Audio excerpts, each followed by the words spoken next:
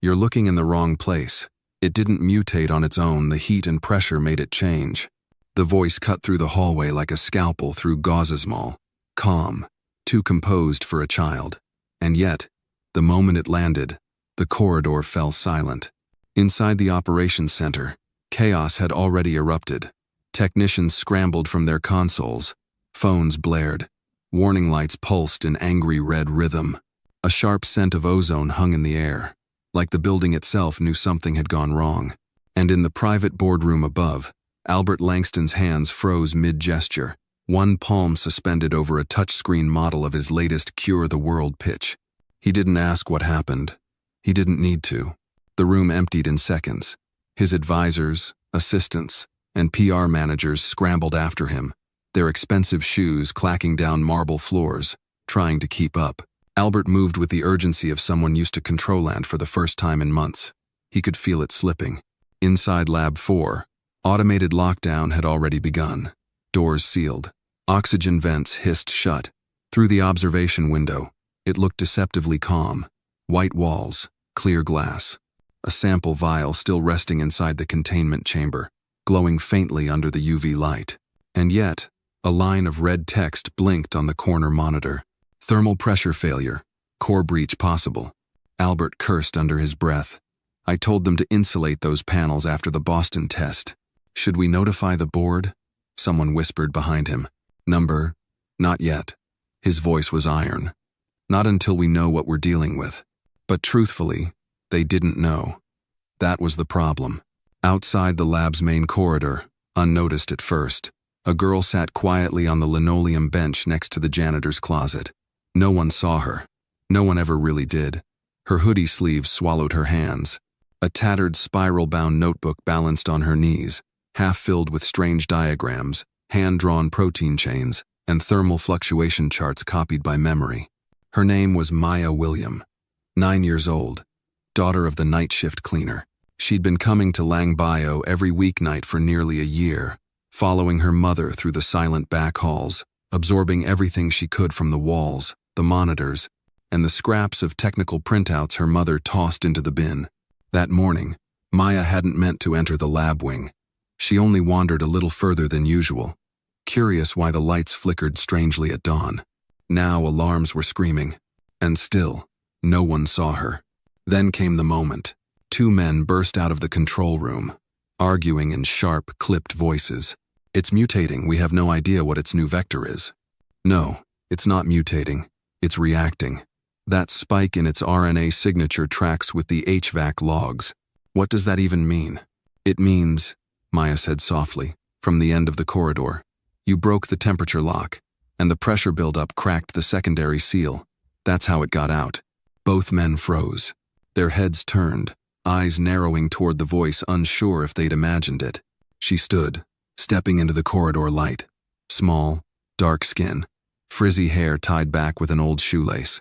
Her boots mismatched, one glove missing. The taller man blinked. How the hell did you get in here?" She didn't answer. She pointed to the status monitor behind the window. "You didn't insulate the casing around Chamber B. It couldn't stabilize the thermal curve. The protein sequence shifted because of the pressure change, not because of genetic drift. That's why your models didn't catch it." Silence. The kind that tightens a room like a clenched fist. The shorter technician opened his mouth, then shut it again. Albert had just stepped into the hallway, trailed by security. He heard enough to glance at the girl, then at the 2 men, brows furrowing. "Who is she?" "Maintenance crew's kid, I think." "Huh. She shouldn't be in here," one guard said, already stepping forward. Maya flinched instinctively, but held her ground. "I just thought," she said quietly, "if you knew it wasn't mutating randomly, maybe you'd look in the right place. You're checking containment logs, but the failure started in the HVAC calibration protocol. I saw it glitch last night. No one checked the heat differentials." Albert stared at her like she was speaking another language. For a moment, no one said a word. Then a young technician, Caleb, his badge Reed, stepped forward. His eyes were wide, not with disbelief, but curiosity. "She's not wrong," he murmured. "There's a logged spike in Lab 4 at 412, It lines up with the protein distortion window we can't explain." Albert's gaze shifted, slowly. To Maya. To the guard. And back again. She's a child.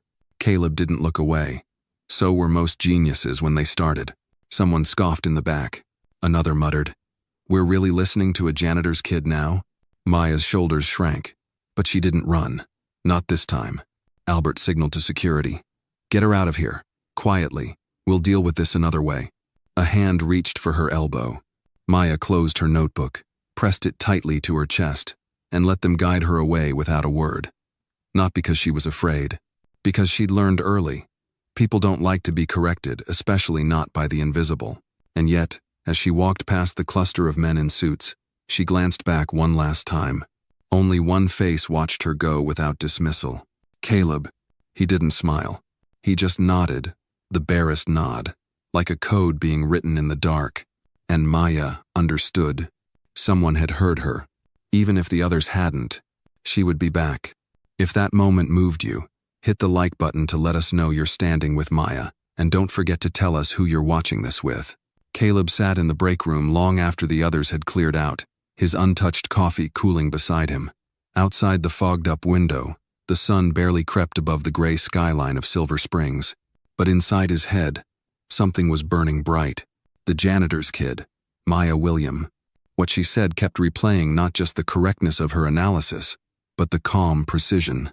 No hesitation, no uncertainty. Just a soft-spoken certainty that had managed to paralyze a room full of postdoctoral researchers and biotech executives. He opened the lab logs again on his tablet, scrolling back to the 4:12 a.m. spike. She was right. The heat fluctuation occurred 3 minutes before the containment breach began to register. Then he opened the HVAC maintenance reportlet for the past 3 weeks. And the calibration logs? Redacted. Locked behind administrative clearance. Caleb frowned. Why would something that basic be behind security restrictions? He got up, coffee forgotten, and made his way toward the sub-level storage, the only place where hard data archives still existed.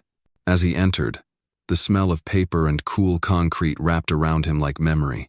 It reminded him of when he was a graduate student, when discovery still felt like magic, before politics and patent wars dulled the shine. He typed in a code. The drawer word open. He began flipping through the printed thermal tolerance sheets from the prior week. Then he found it. A thermal stress report flagged by a Level 3 technician named J. Marin. The note read, "Concerns about casing integrity chamber may not withstand summer pressure curve. Requesting review." Stamped. Denied. No action needed. Signed, A. Langston. Caleb's hand tightened around the folder. He closed it, tucked it under his arm, and walked briskly out.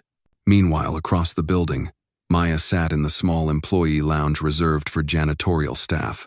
Her mother, Denise, wiped down the vending machine with slow, practiced strokes. The silence between them was heavy, not with anger, but with exhaustion. "You can't keep doing that, Maya," Denise said gently, not looking up. "They don't want to hear from you." "But I wasn't wrong." "I know that, baby," her mother said, finally meeting her eyes. "But truth don't always get you invited to the table. Sometimes it just gets you escorted out." Maya looked down at her notebook. Her hands ran over the edges, where the paper had curled from her palm's warmth. "I just wanted to help," she whispered.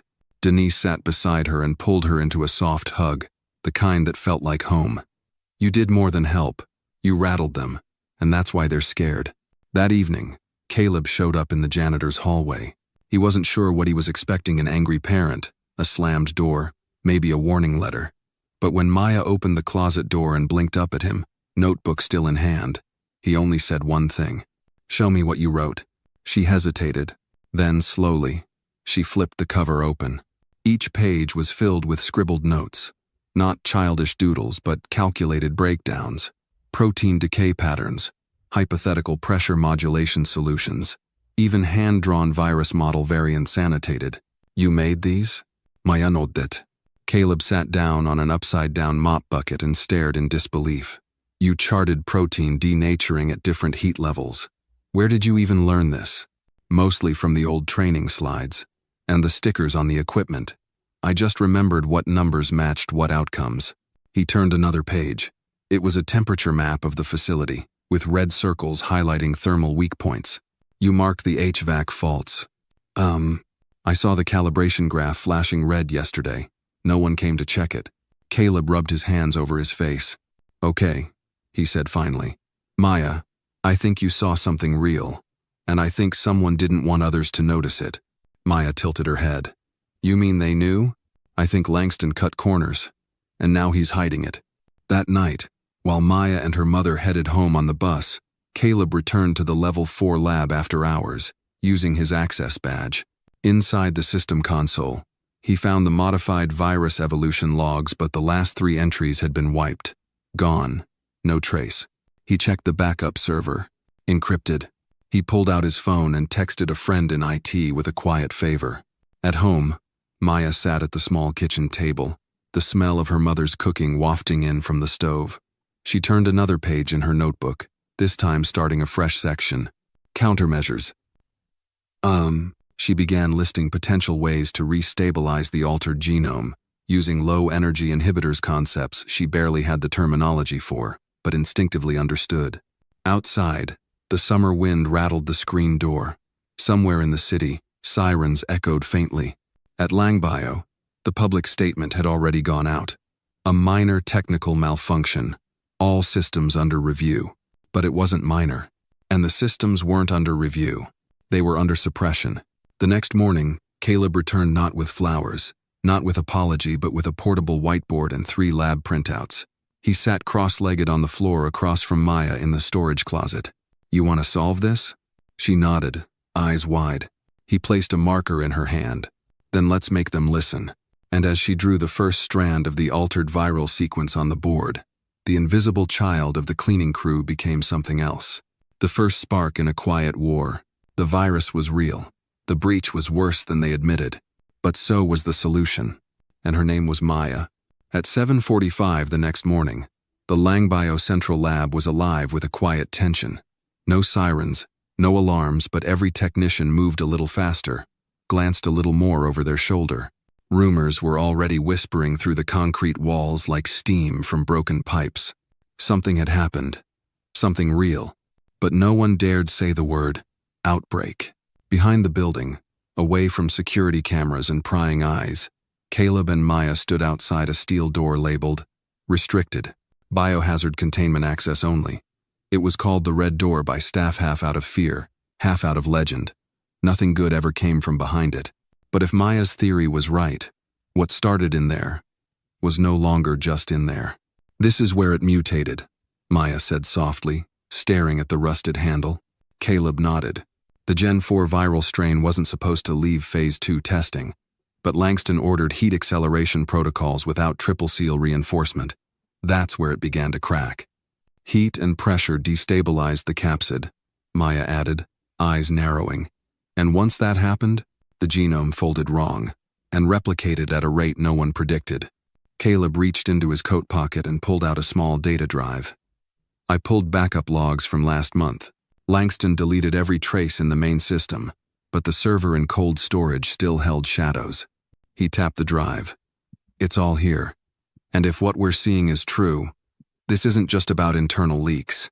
There's been community exposure. Langbio lied. Maya didn't flinch. She reached into her backpack and took out the composition notebook she carried like armor. The newest pages were filled with early-stage counter-agents, some of them theoretical, others dangerously close to viable.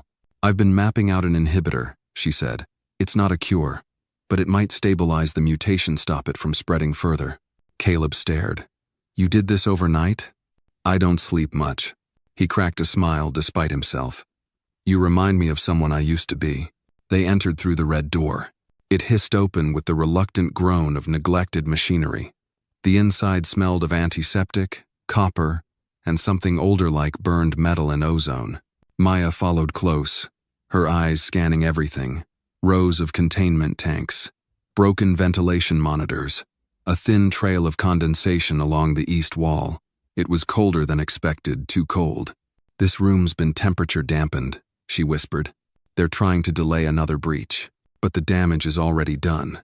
In the far corner, Caleb found the unit logs. He plugged the data drive into the access terminal and began uploading.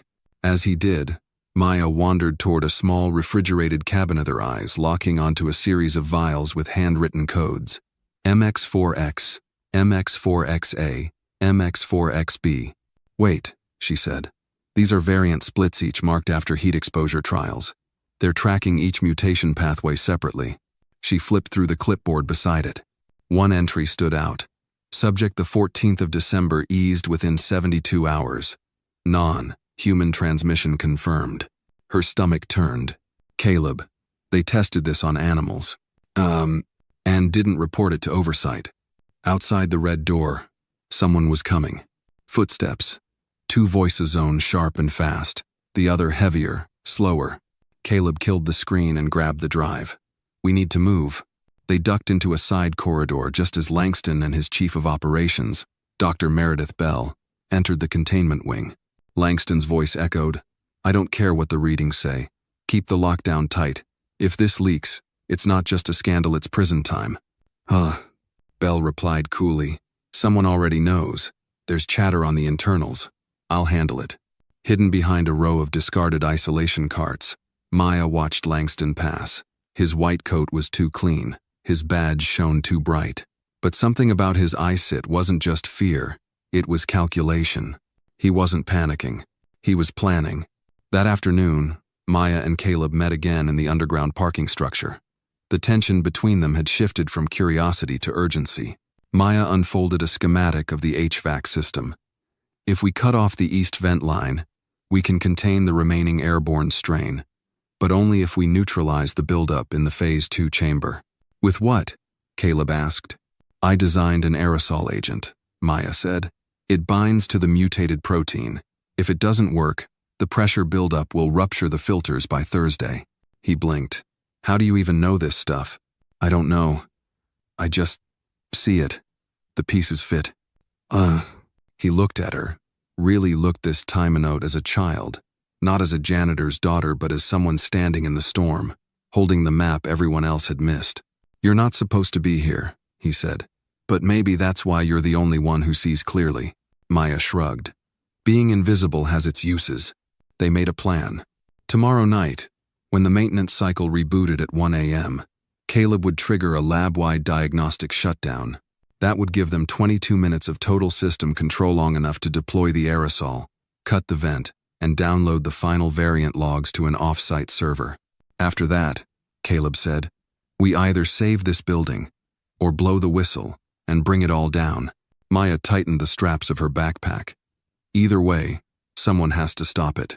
He extended his hand. She took it.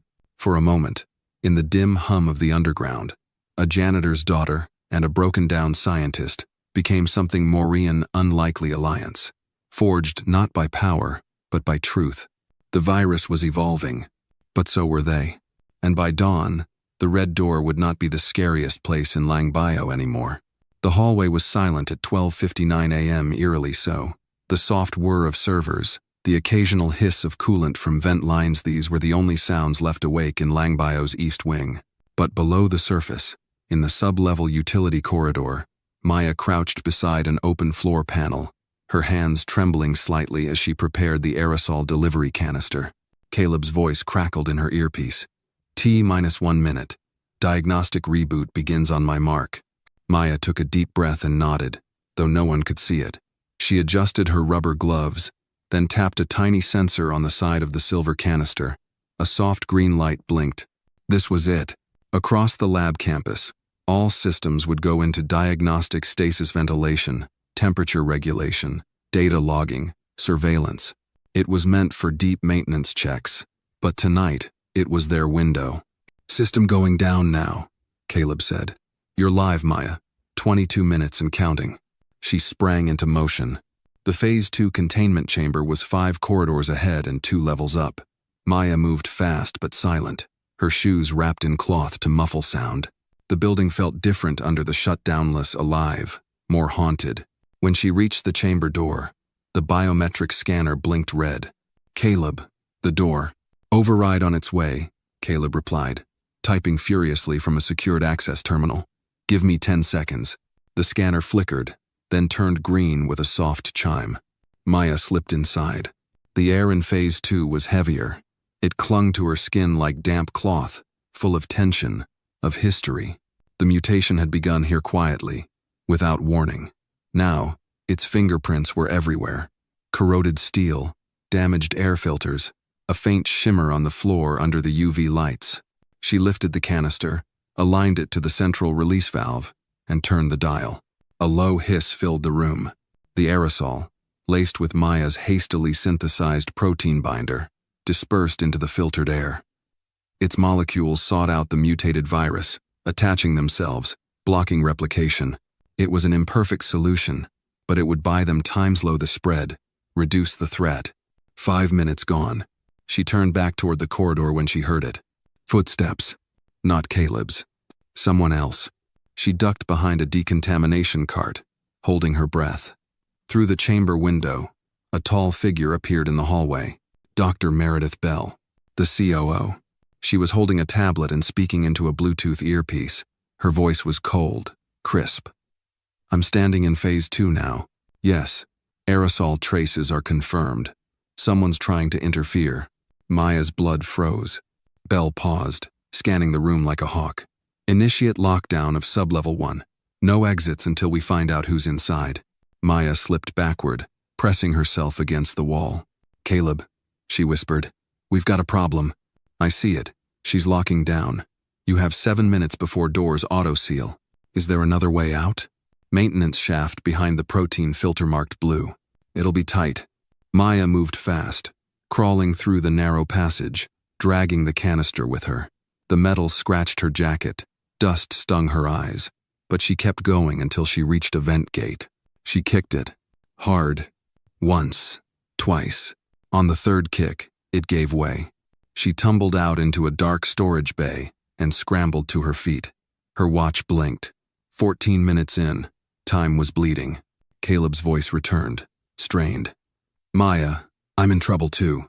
Langston's headed to my terminal. I need to transfer the variant logs now or they're gone. Do it. I'll find a way to reach the server room. Meet you there. She ran again through dim corridors and around locked stairwells. Every second mattered. The virus could be evolving faster than she could think. Her formula might not hold, and if Langston caught them, the world would never know what really happened. She turned a corner and nearly collided with a janitor cart. A man in a dark hoodie looked up, one eye bruised, the other alert. Margus, Maya gasped. Her father. What are you doing here? She whispered. Security sent everyone home, but I saw the shutdown on the schedule. I knew you'd be in the thick of it. Dad, they're covering up a mutation. Langston's lying. Caleb has the proof. We're trying to stop it. Marcus's face went still. Then he nodded slowly. You know where they keep the backups? Maya blinked. The offline archives? Yep. Take the service tunnel. I'll stall Belle. I used to wax her damn floor. She owes me. Dad. He touched her shoulder. Go. Your mother would have been proud. And just like that, he vanished down the hallway. Maya ran again. At minute 19, she reached the server bay. Caleb was there, sweat dripping from his brow, fingers flying over keys. The data was transferring slowly, too slowly. She slammed the canister down beside him. We've neutralized one chamber, but the mutation may already be external. Caleb nodded. This drive has logs, but it's not enough. We need to expose this. Then we go public. A pause. Then a voice boomed from the intercom. Maya William, Caleb Ford, step away from the console. You have 5 seconds. Langston, in the control room. Watching. Maya met Caleb's eyes. It's not over. He removed the flash drive and handed it to her. Go. What about you? I'll delay them. Number. Maya. I'll delay them. She took the drive, turned, and disappeared into the shadows. Behind her, Caleb stood tall, waiting for the footsteps that came seconds later. As guards burst through the door, Caleb smiled faintly. Somewhere in the dark, a girl no one believed was rewriting the ending of a story built on lies. And this time, the truth had legs. 3 minutes left. But a lifetime had already changed. Rain poured down in sheets as Maya emerged into the night, the lab compound receding behind her like a cold memory. She clutched the flash drive in her palm so tightly her knuckles turned white. Her chest heaved, Not from the sprint, but from the weight of what she now carried. Truth, evidence, and danger. The employee exit was supposed to be locked down, but her father's janitor keycard still held low-level override access. With one swipe, the side gate buzzed open. Maya didn't look back. She ducked through and disappeared into the thick trees lining the edge of the Lang Bio property. She had only one destination in mind. 10 miles away, in a nondescript office building in downtown Bethesda, a retired virologist named Dr. Elaine Mercer ran a private research clinic for neuroimmune disorders. She had been one of Lang Bio's early founders until she resigned 5 years ago, over what she called ethical fog. Caleb had found her contact through an old encrypted mailing list, and according to him, if there was one person who could help verify the mutation and weaponized intent of the virus, it was her. Maya arrived soaked and shivering. Her hoodie clung to her like a second skin. The door to the clinic was locked, but a small buzzer lit up when she stepped under the awning. "Who is it?" a woman's voice asked, staticky through the speaker. "My name is Maya William. I have a drive that contains information about a virus mutation. It's from Lang Bio Labs. Please, I need help." A pause. Then, "Come in." The door unlocked with a solid click. Inside, the clinic was dim but warm. Dr. Mercer appeared moments later, wrapped in a shawl, her silver-gray hair falling down her shoulders like soft rain. She studied Maya in silence before motioning her forward. "Let's see what you have," she said, leading Maya to a lab terminal in the back room. Maya handed over the drive. "My friend Caleb and there's a systems analyst. We pulled all of this during the diagnostics window. I deployed a protein binder in one of the chambers, but they're going to come after us. They know we saw too much." Dr. Mercer didn't respond immediately. She inserted the drive and began scrolling. The screen filled with logs, audio files, thermal scans, and more. There was one file labeled Langston 2 a.m., timestamp 2 nights prior. She clicked. The voice was clear, crisp, familiar. "We proceed with the vector test on isolated subjects. Pressure and heat will simulate spread conditions. Any loss can be classified under field error." Dr. Mercer leaned back, her lips parting in shock. "My God, this isn't mutation by accident. They're simulating a bioweapon protocol." Maya's hands trembled. Dr. Mercer turned to her. "You understand what you're carrying, Maya? This is more than just science gone wrong. This is a planned escalation and experiment with human lives as variables." Maya nodded. "I know. That's why we have to go public. But you won't last a day if you do it alone. Caleb's still inside, and Langston won't let either of you walk away." Dr. Mercer paused, thinking. Then she pulled out an old yellow notepad and began scribbling. "There's a journalist, Peter Rylance, former Washington Post, got ousted years ago for digging too deep into Pentagon vaccine trials. He runs a podcast now, The Unredacted Hour. Small audience but loyal, and he's fearless. Will he believe me? If you bring him this, he won't just believe you, he'll start a war." Maya took the notepad. "Where do I find him?" "He lives off-grid, in a cabin north of Frederick. I'll mark the map." "But Maya," Dr. Mercer's gaze softened, "they'll send people to stop you. This isn't just about Lang Bio anymore. You've crossed into something darker." "I'm not backing out." "Doctor," Mercer smiled faintly, "then you'd better get moving. I'll set up a decoy trail, buy you a few hours."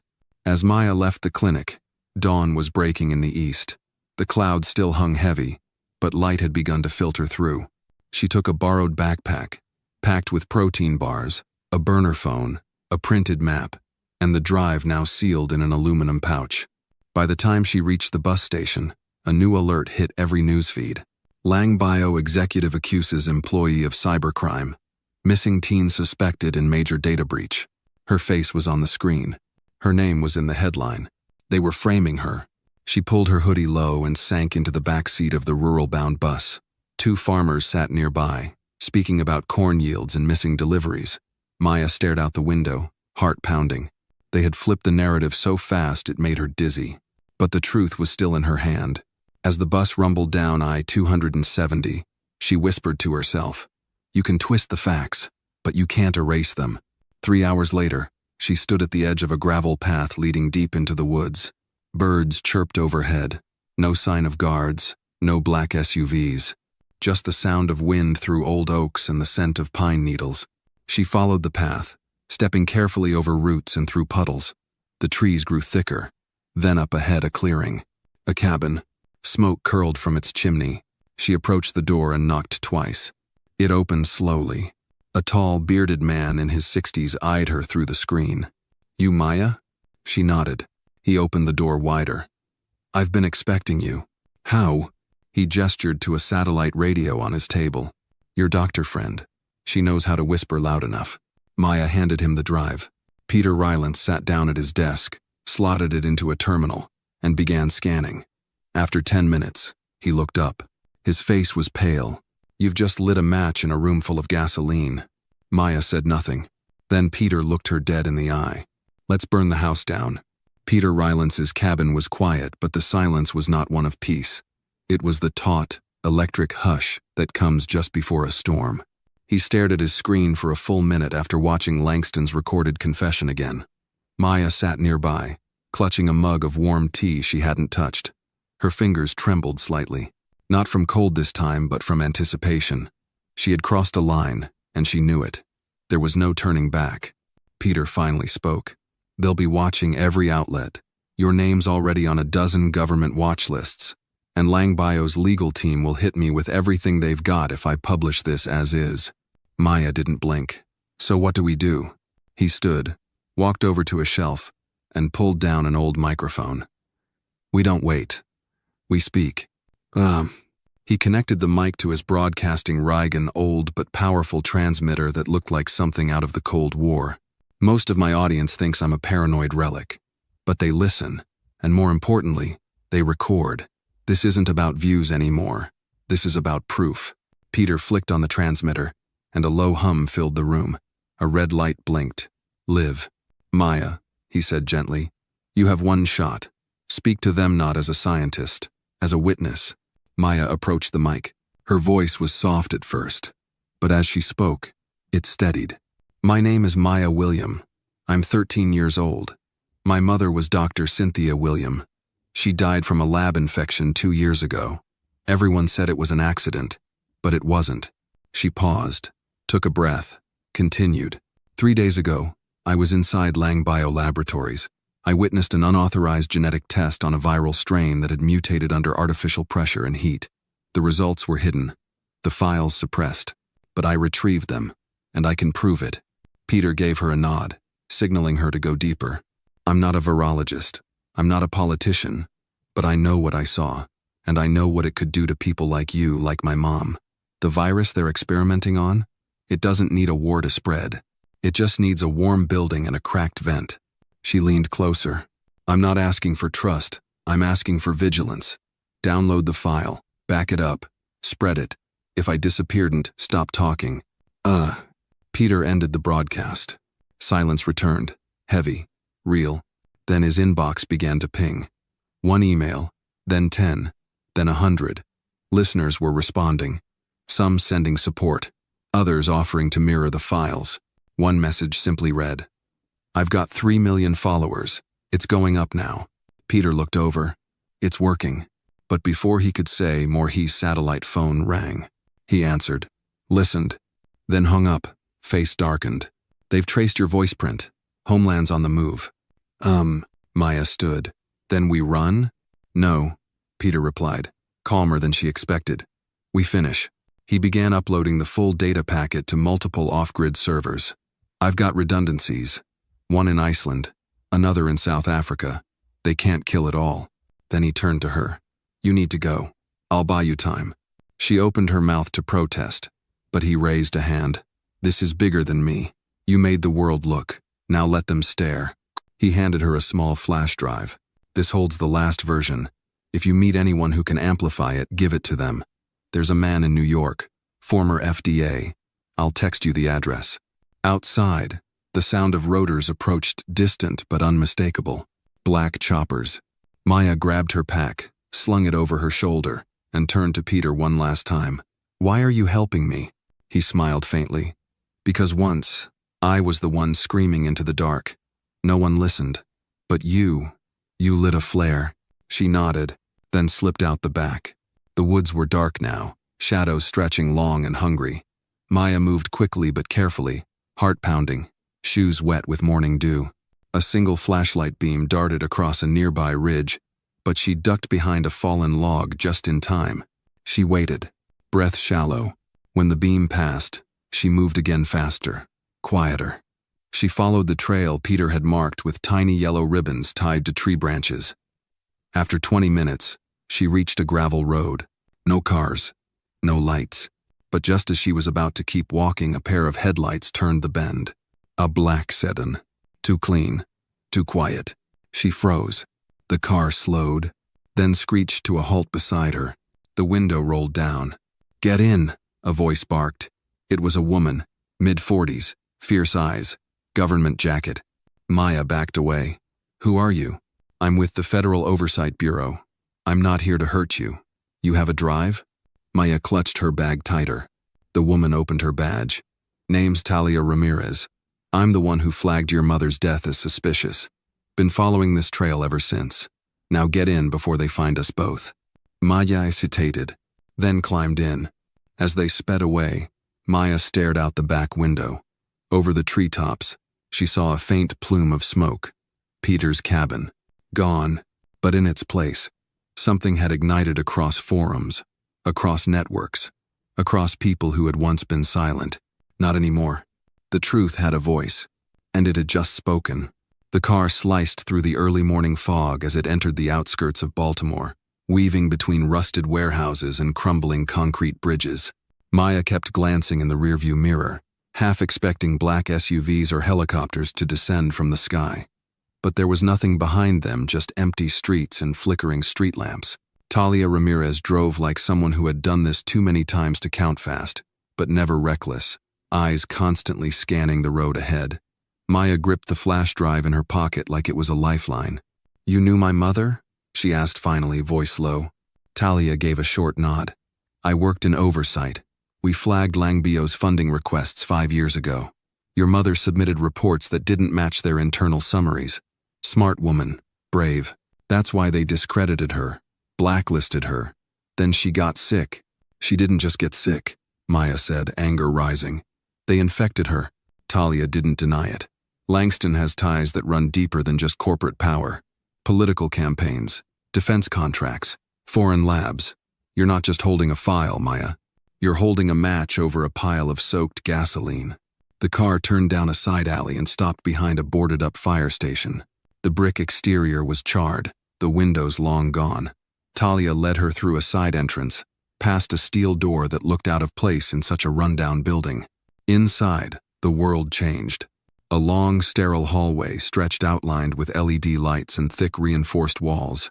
Maya followed Talia into a secure room filled with monitors, blinking servers, and 3 other people already working furiously. "This is our node," Talia explained. "We're a shadow cell within oversight, not officially recognized, not officially funded, but we exist, and now so do you." A man in a baseball cap turned around. "She's the one? The kid from the broadcast?" Maya gave a quiet nod. He whistled. "You've got guts, girl."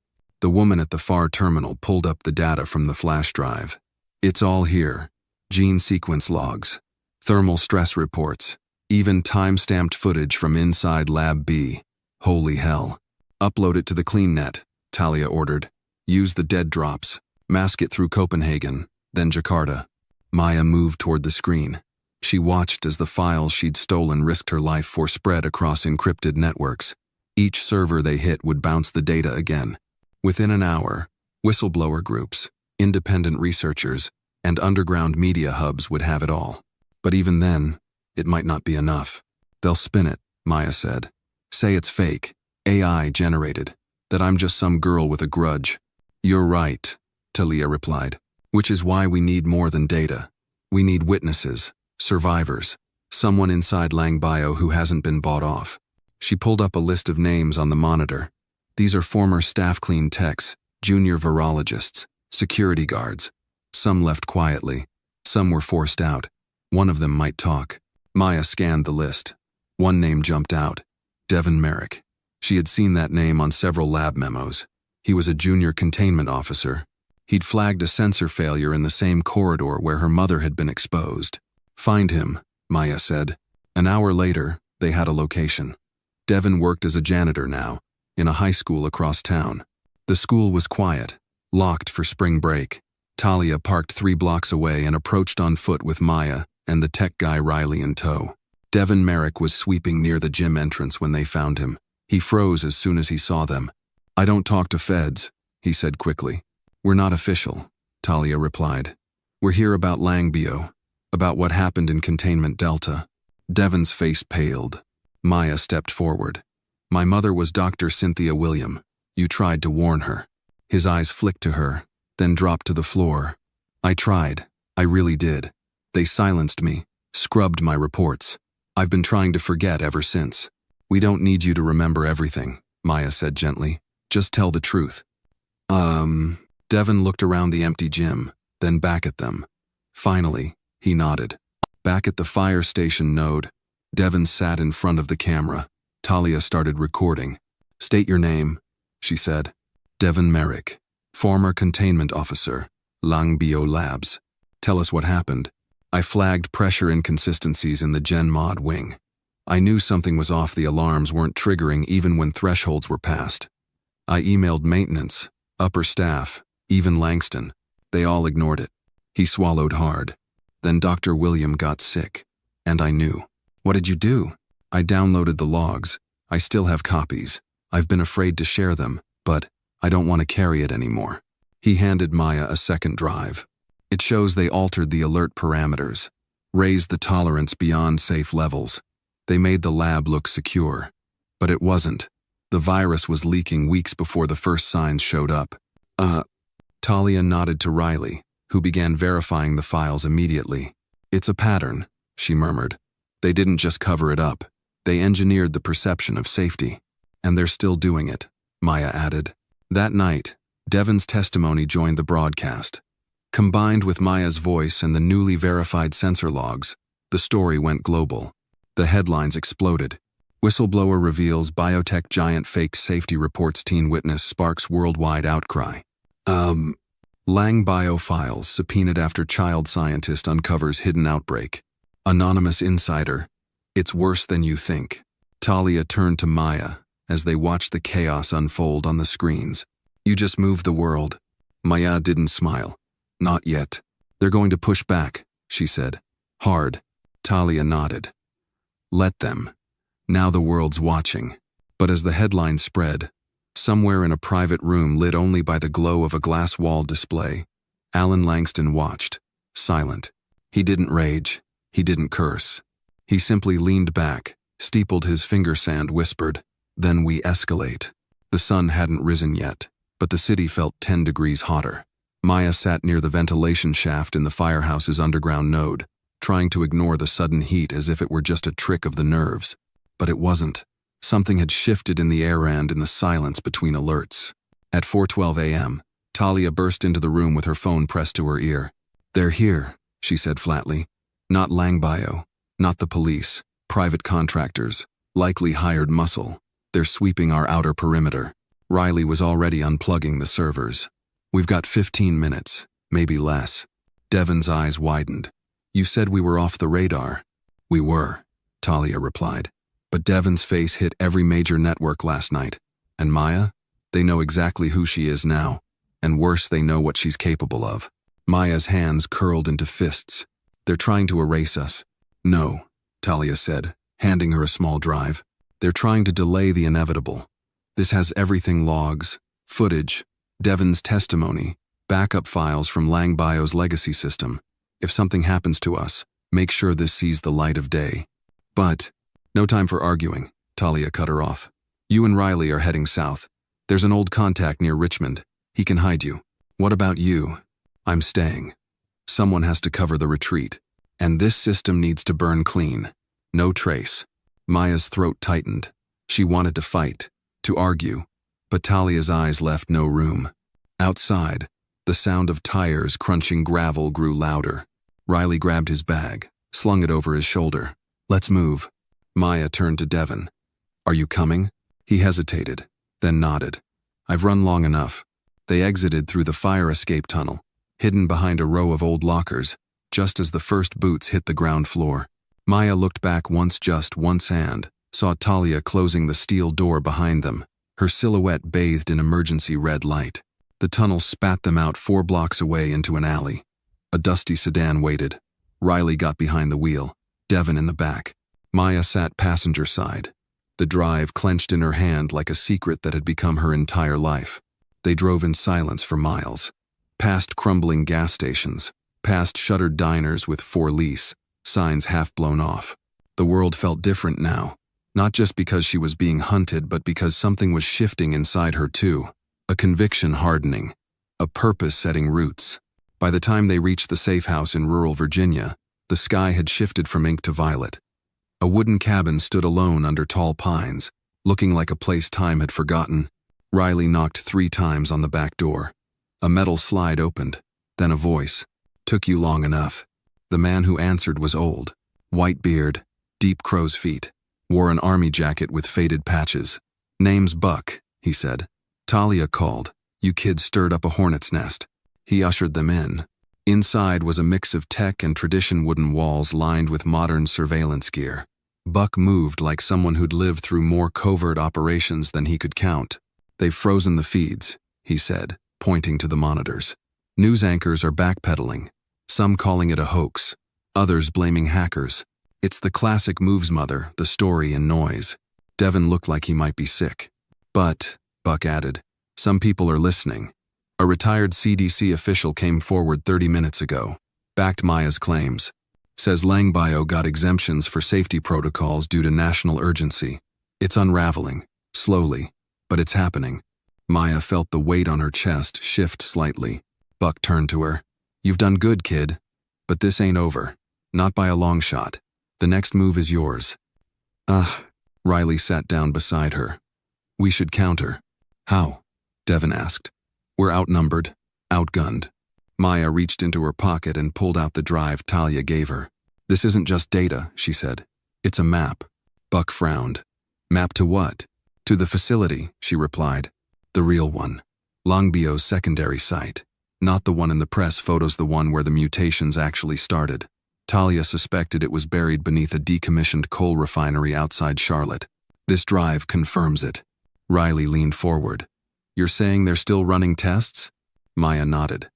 "And if we can get footage from inside real time, undeniable proof it'll break wide open." Buck rubbed his chin. "That's a suicide mission." "Maybe," Maya said. "But it's the only way to end this before they regroup, before Langston spins it again." Devon looked at the monitor. "We get in. And then what?" Maya's voice didn't shake. "We show the world what they tried to hide. We show them what truth looks like, unfiltered, unedited, undeniable." Buck looked at her for a long moment. Then he nodded. "You've got 3 days," he said. "Gear up, rest, plan every move. After that, we take the fight to their doorstep." That night, as Maya sat on the porch under the weight of the coming battle, she thought of her mother, of the lives lost in silence, of the girl she used to be and the girl the world now saw. They wanted her quiet, erased, but instead, she had become the storm. The moon hung low over the North Carolina hills, casting pale silver light across the broken silhouette of the abandoned coal refinery. Wind howled through the rusted metal pipes and half-toppled smokestacks. But Maya wasn't looking at the sky. She was focused on the blacked-out complex below, its perimeter patrolled not by guards in uniforms, but silent drones that shimmered like insects in the dark. Beside her, Buck adjusted the infrared binoculars, his breath fogging the lens. "You see that ridge along the south wall? That's your window. Their motion sensors sweep in intervals 15 seconds of dead zone. That's when you run." Maya crouched lower, zippered her jacket. Her heart beat in a slow, steady rhythm, now not out of fear, but resolve. Behind her, Riley powered up the relay device. Devon checked the comms, his hands less shaky than they'd been days before. "This is it," Buck said. "This is your moment." Maya looked at him. "It's not just mine anymore. It belongs to everyone who was silenced." Buck nodded, then handed her a small, pin-sized camera. "Whatever you see, make sure it sees you back." Moments later, they moved. Under the cover of darkness, the team descended the ridge, Every step calculated, every breath timed. They passed the first set of motion beams with barely a whisper. Riley disabled the panel on the side gate, feeding in code Buck had procured from an old contact. With a soft buzz, the gate unlatched. They were in. The inside of the refinery was colder than expected. Shadows stretched like claws across the concrete. Maya followed the map embedded in Talia's drive, leading them past storage tanks and dead conveyors until they reached a locked security door. Devon stepped forward. "I've got this." A few taps on his tablet, a brief flicker of green, and the door slid open. What they saw beyond it froze them in place. Rows of glass-walled chambers. Inside each, strange organisms writhed in containment fluid. Viruses mutated under manipulated pressure just like Maya had predicted. Each chamber was labeled with long strings of numbers, and the Lang Bio logo burned into steel.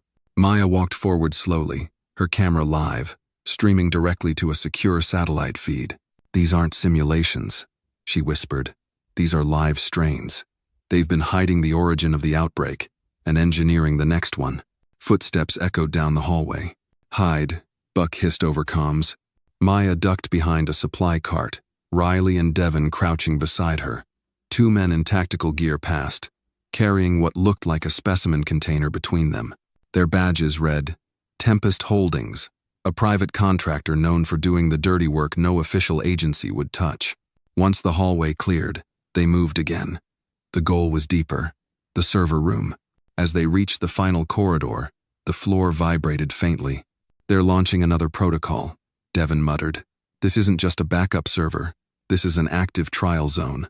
They reached the server room, a cavernous chamber lined with blinking towers and humming machinery. Riley plugged in the device Buck had built, initiating a deep sync. Data flooded the portable drive.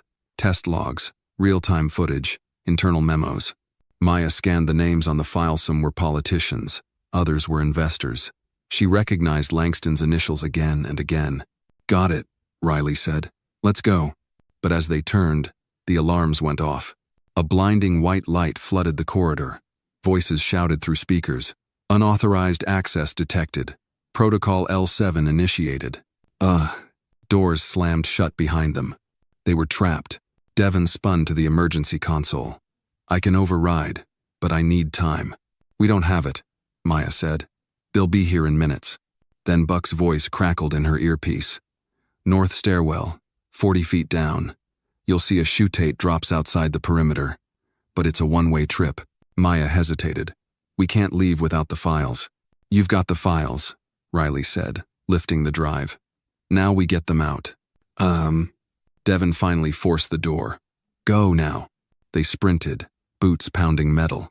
Shots echoed behind them, Tempest guards swarming in. Riley tossed a flashbang behind him, blinding the pursuit for a few precious seconds. They reached the chute, barely more than a steel tunnel running down at a steep angle. No light, no guarantees. Maya looked at them. "Go." Devon slid first, then Riley.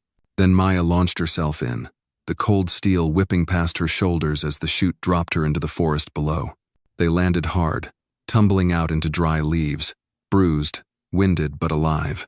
The safe house was 30 miles west. They ran for the extraction point, Maya clutching the drive tight against her chest. By dawn, they were back in Buck's bunker. The data was safe. The footage had gone live. Within hours, networks scrambled.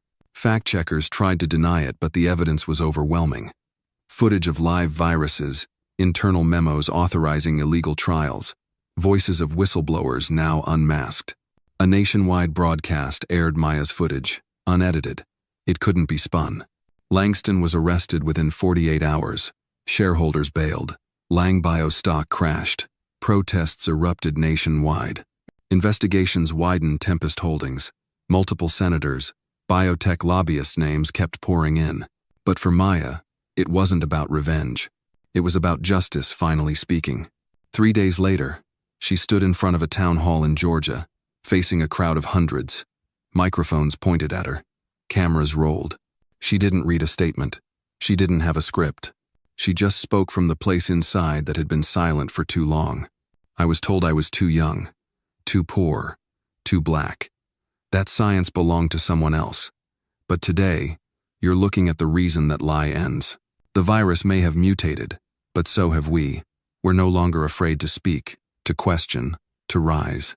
The crowd erupted, and somewhere in that sea of faces, Maya saw her mother's smile, felt Talia's hand on her shoulder, and knew this was just the beginning.